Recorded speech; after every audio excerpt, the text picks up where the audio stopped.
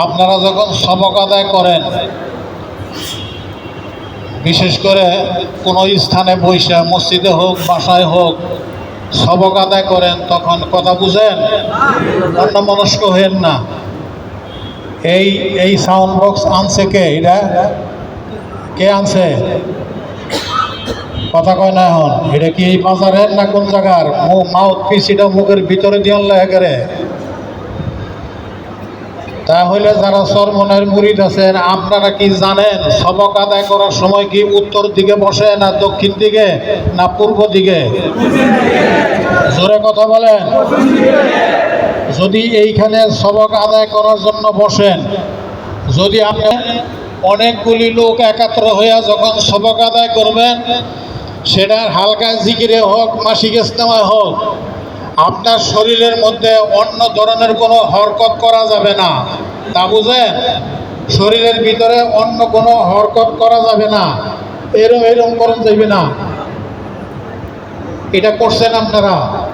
আপনাকে 21-এর ভিতরে 1 থেকে 21-এর মাঝে বিভিন্ন সবকে আপনাকে খোঁচাইবে কি না? খোঁচানি বুঝেন? কিন্তু সেই খোঁচানি আপনি নিতে পারবেন না।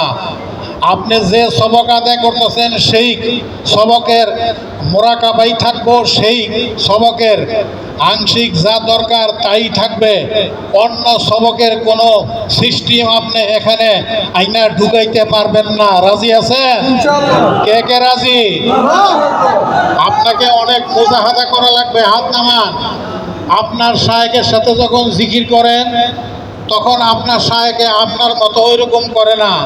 চরমনাইয়ের ময়দানে স্টেজের ভিতরে বৈশা যখন জিকির করে, দেখবেন কেমনে করে। আর আপনি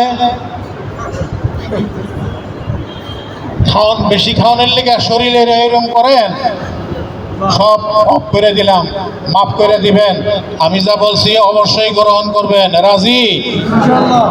এখন আপনাদের পড়া নিব আমি তাড়াতাড়ি। থানা এবং ইউনিয়নের খুব তাড়াতাড়ি করতে হবে। এই থানা এবং ইউনিয়নের সবক ছিল সূরা ফালাকের শেষ 2টা আয়াত।